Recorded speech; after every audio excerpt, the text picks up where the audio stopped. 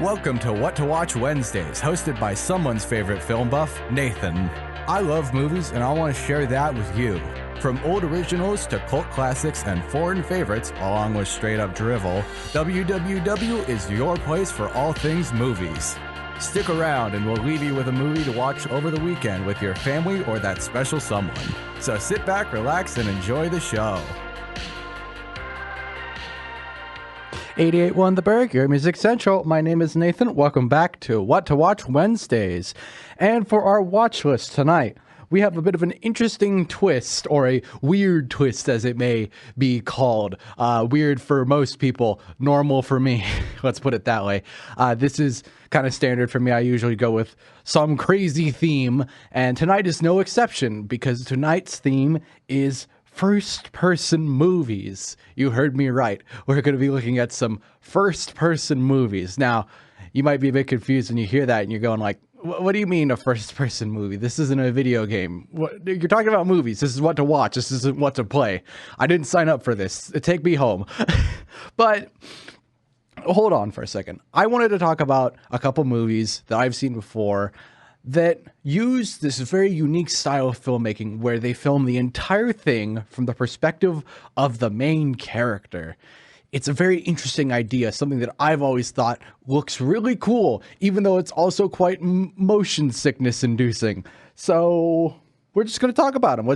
We'll jump into it after the break. The first three movies we're going to be looking at would be Cloverfield from 2008, Hardcore Henry from 2015, and Lady in the Lake from 1947. A bit of a jump, I know.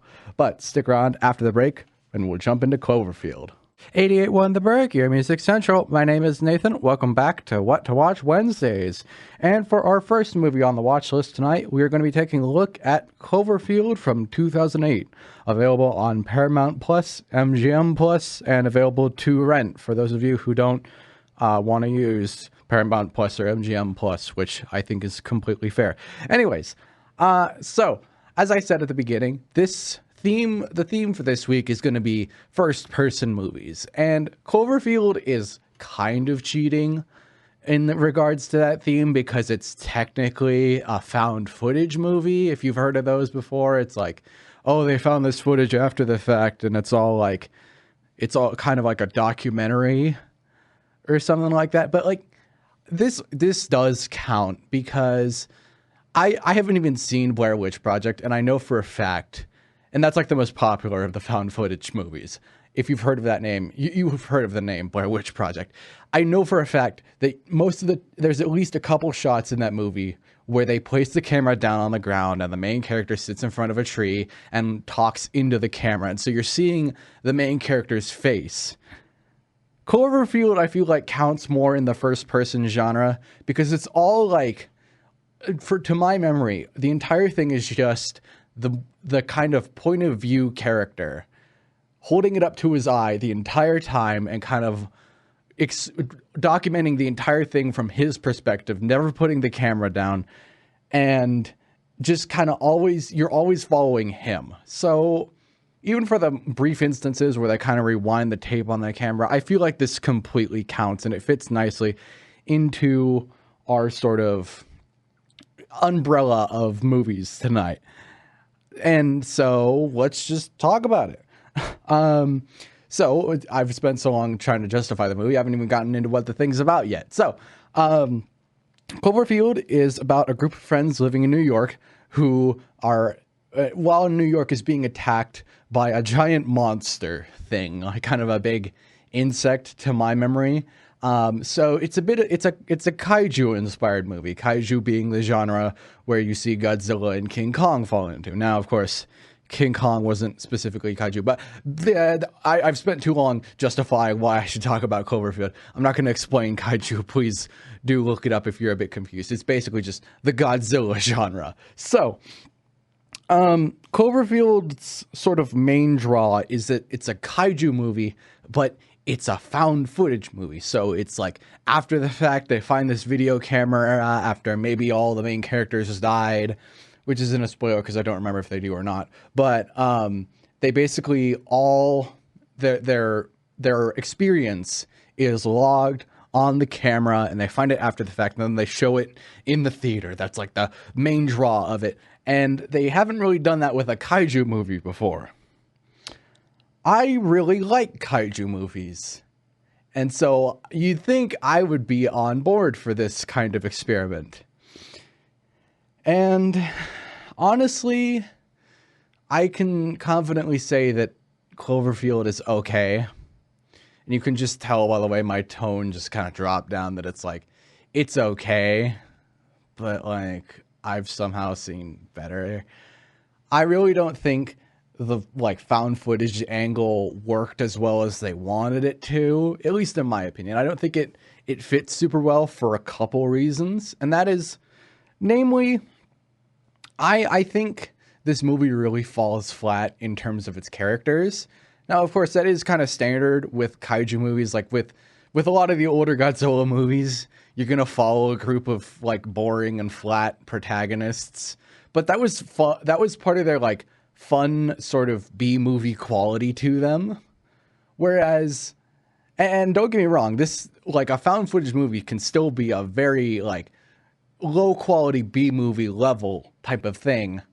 I guess the big reason I I have an issue with the characters not being good is because you're following them more intimately. Like you're looking at it from the perspective of one of the friends who's holding the camera the entire time and like putting the camera in people's faces, talking to them. Like this is you're kind of like really supposed to get immersed in the kind of space that the characters are occupying and like their personal dramas and stuff like that. And so when the writing isn't very good, it kind of tends to bleed right through the thing because you're so intimately involved with them for the entirety of the movie. Whereas with the old Godzilla movies, they can just cut away to a shot of Godzilla stomping on a tank and it's completely fine because it's an old B movie from the 60s. And that's the thing. This movie came out in 2008. You should really be thinking about this kind of thing.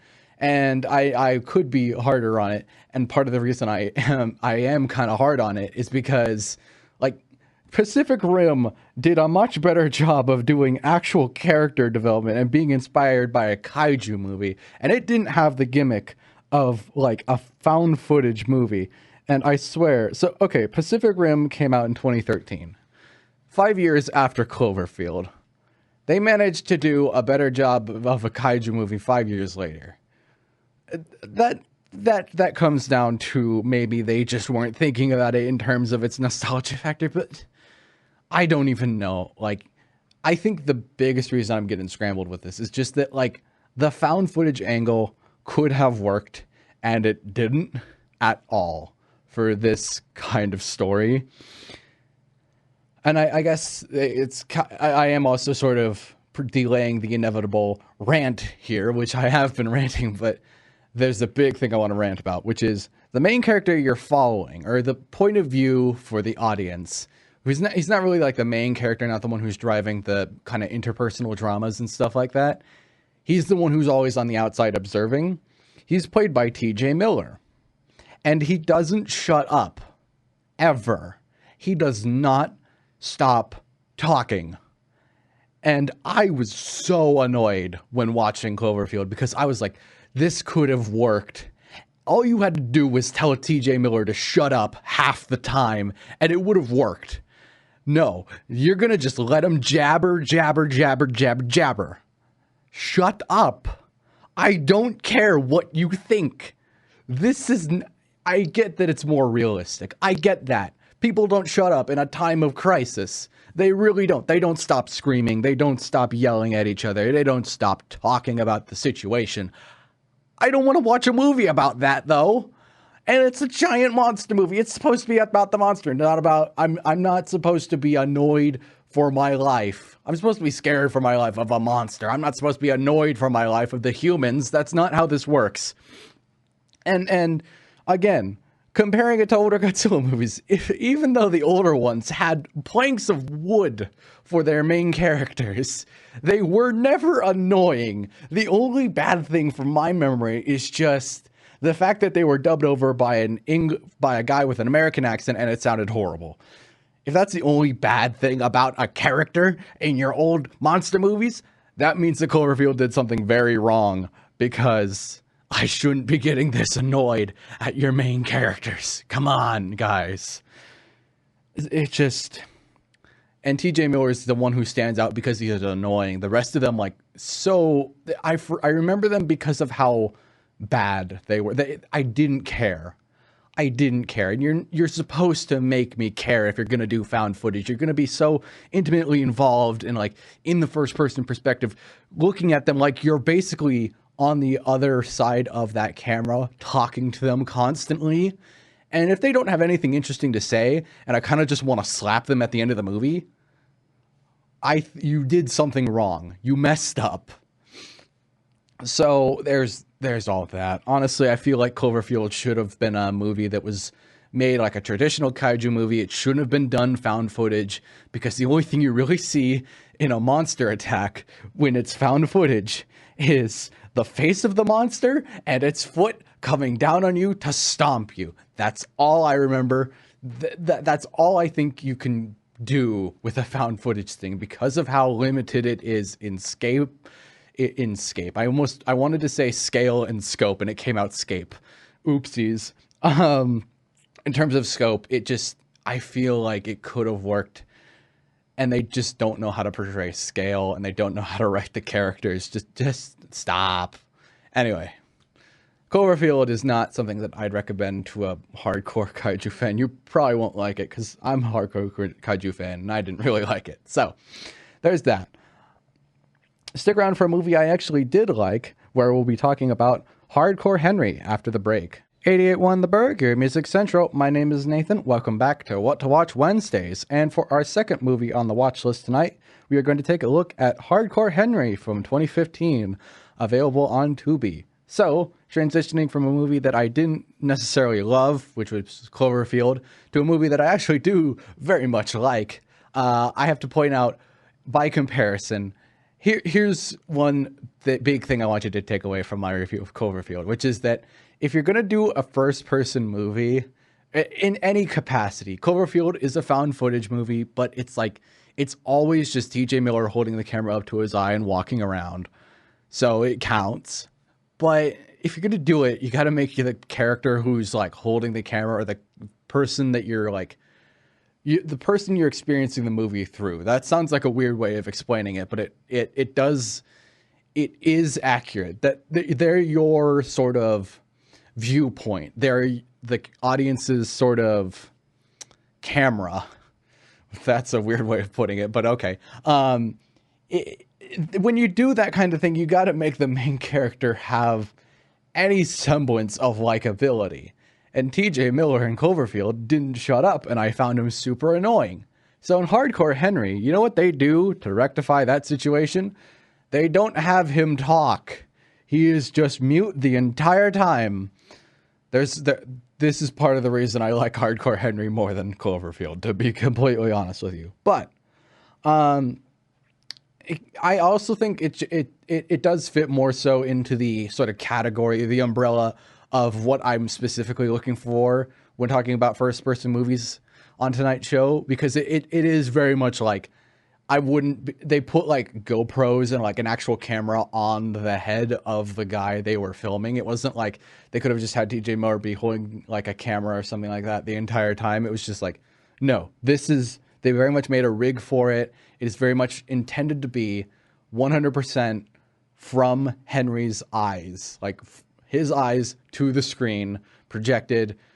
There are cameras in his eyes, and he's being controlled by the government. Everything is a lie in society, and we will all succumb to the darkness of the technology. Anyways, all of that being pushed aside for a quick moment, in all reality, Hardcore Henry is, honestly, it's got the gimmick of first person going for it, but it's also got the story to back it up, because it is ridiculous.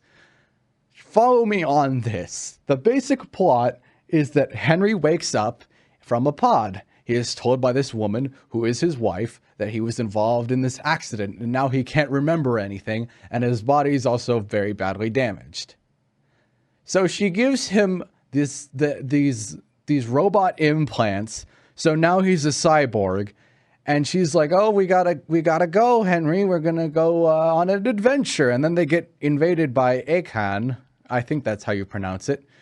Who's this psychic guy who looks like he's trying to dress up as the moody teenage nephew of the first ever Dracula. Like, he's got the red shirt, he's got the weird white long hair. He looks like a vampire. He looks like he's trying to be a vampire on Halloween, except he went to the wrong store. And he's a psychic, so keep that in mind. It's a weird mind bender, but once you wrap your head around that, he goes after Henry and his wife, and then they get in the magic escape pod and land in Moscow, and then his wife is kidnapped. And then for the next hour and a half, and by the way, when I say next hour and a half, keep in mind that all of that I just listed happens in about the first 10 minutes of the movie. Yeah, this movie's got only an hour and a half, and that first 10 minutes, like, what? How could it get any crazier than this? I'll tell you how. Flamethrower men with shiny jackets, an entire like parody of Call of Duty with like an entire shootout contained in a building, and like a final fight involving clones of Henry, maybe, and just this absolutely nonsensical fight being set to the song "Don't Stop Me Now" by Queen, while he's jumping around all over the place, doing actual parkour, swinging off of handlebars, and just going all over the place. And keep in mind that this entire thing is filmed in first person. It's like you're looking through his eyes. So this movie comes with a warning that if you get motion sick very easily, this movie is not for you. I don't get motion sick super easily. I like being flipped upside down in a roller coaster. Even I was like, I don't think this would be easy to watch if I were to sit in the back of a car watching it and be very kind of prone to motion sickness in the back of a car, all cramped and heated, and I'm just watching this, I'd probably throw up. So keep that in mind. It is also quite a violent movie. Unsurprisingly, like I said, it's a massive fight at the very end, but they don't stray away from showing some very brutal violence. And it does kind of contribute to the weirdness. It contributes to kind of it feeling a lot more real because you're looking at it from like such a intimate perspective, and also from the fact that Henry doesn't talk at all. So it's kind of just like, what do you think of this, Henry? What are you doing? Do you have an opinion? No? You're just going to kill that guy? Oh, okay. So it's not always super fun to watch, but it does have the advantage that it feels like a weird sci-fi B movie throughout the entire thing. This feels like something they cooked up in an afternoon, and they're just like, just throw it all together. First person perspective. Yeah, that's going to be our big gimmick. That's going to be the thing we're going to focus on getting right. The plot, that doesn't matter. Let's just make it crazy. Let's go insane with this. And bless them, they went crazy. Unsurprisingly, this is the exact kind of movie that I love. This is something that I would love to make. But I do also know for a fact that this movie lost a lot of money at the box office. So maybe I won't like try to copy its DNA exactly to a T. But if you ever see a movie from me that has the first person perspective, don't be surprised is what I'm trying to say, because Hardcore Henry is the entire reason I'd be doing it. So I would weirdly recommend Hardcore Henry. It comes again with the disclaimers of violence and very disorienting. If you're got a weak stomach, you probably don't want to see him do a backflip or something like that, all in first person perspective. It is not easy to watch, even for someone who doesn't get sick easily from that kind of thing. So just keep that in mind. So with that out of the way, stick around for our last movie of the night, which will be Lady in the Lake from 1947. After the break. 88.1 The Burg, your Music Central. My name is Nathan. Welcome back to What to Watch Wednesdays. And for our third and final movie on the watch list tonight, we are going to be taking a look at Lady in the Lake from 1947, available to rent. So, a bit of background. This movie is an adaptation of a Philip Marlowe story by hang on, I know his name. The point is, Philip Marlowe is a very famous sort of pulp detective from the earlier days, from around the 30s. His stories were often adapted into some of the more like classic film noirs. Raymond Chandler, that was the name of the author. There's a series of stories by Raymond Chandler about this detective by the name of Philip Marlowe. He was famously played by Humphrey Bogart in the movie The Big Sleep, I believe. And it was also played by, I believe, Elliot Gould in The Long Goodbye. So he's been played by some pretty big names out there, and his stories are kind of classic in the film canon, sort of cinema world. So Lady in the Lake is no exception. It is a famous movie because, again, as there's been a common theme, it's filmed from the first-person perspective. It's filmed from Marlowe's perspective. It's meant to be following Philip Marlowe as he goes about solving this case of a mysterious woman, or some woman who's cheating on her husband, maybe, or maybe she's gone, maybe she died. But there is a lady who ends up in a lake eventually. That's for sure. I think it took about 30 minutes to get to that point in the movie, but I guess the filmmakers were just telling me to shut up because they didn't really seem to care. And that really sort of emphasizes my opinion of Lady of the Lake, which is it's not very good. It's kind of boring, which again, I want to emphasize. I like the idea of there being a first-person movie. I wouldn't be talking about them if I didn't, but at the same time, it's not like there's a lot of perfect examples out there. Like this, like Hardcore Henry was one that I actually really liked. This one is just, no, it is not very good, which part of that comes from the fact that it was made in 1947. So it does have that kind of weird old charm to it where it's like, oh, they're trying to figure it out as they go. And they're trying to like kind of invent the techniques that they could maybe use later down the line. But it really falls flat on its face for one very good reason. It's kind of a common through line throughout the entire night, which has been that if you're going to make a first-person movie, you're going to be intimately involved with the character who the audience is seeing the movie through the eyes of, which wasn't very grammatically correct. But the big point is, whoever is your point of view character, whether that's the main character, that's a side character, or if they're like the main person, you gotta make them interesting and likable. And Philip Marlowe has had so many movie adaptations. He's had a couple. He's been played by anyone from Humphrey Bogart to Robert Mitchum to Elliot Gould. He's had multiple big-time people play him before. He's got something. He's got a personality to him. He's got a certain idea to him. So what did they do for this movie? Why, they hired a plank of wood to play him. That's right.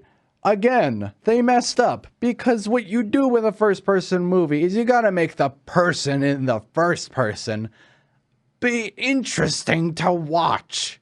And they just don't do it. This Philip Marlowe is so boring. The actor doesn't know how to act. The only emotion he knows how to show is smug jerk. That is it. That is the only thing you're getting. That is all she wrote. Smug jerk the entire time. I don't even know where I was going with that, but it came out the entire time. So we're just going to go with it. That's what it's like the entire time. And that is the biggest issue with it. He just goes around going, see, I'm gonna find the lady in the lake, see? And normally that'd be funny or interesting to watch, but like they do kind of break the rule of it. It's not like all first person. There's at least 3 to 5 minutes where it's him sitting at a desk and looking at the camera as it zooms into him as he kind of gives the background at the beginning, and then there's a part near the kind of the 1/3 mark, and then there's a part at the end where it's just the camera looking at him, and you just see him sitting there and not emoting anything at all. I was getting bored just watching his mouth move. Like, I was just like, I gotta look at something else, man. And you're not giving me anything. All you're doing is just leaning over and pressing buttons on the typewriter, and like your face is not changing at all. That is not how you act. You do not keep an unflinching response unless the character calls for it. And I know for a fact Philip Marlowe had something more to him than that. He can't just be stone-faced. And when you're going to be stone-faced, you got to be good at it. You can't just... there's a big difference between having a stone-cold expression because you're intentionally trying to do it, and there's another way of doing a stone-cold expression, and it's called not giving a rip, which is what this actor is doing. The one that you like does not give a rip, and he's just not trying at all. Or if he is, I think his talents would have been better suited as an accountant. Let's put it that way. He's just not a good actor. He's just not a good actor. And aside from that massive issue, I could cut this movie a little bit of slack.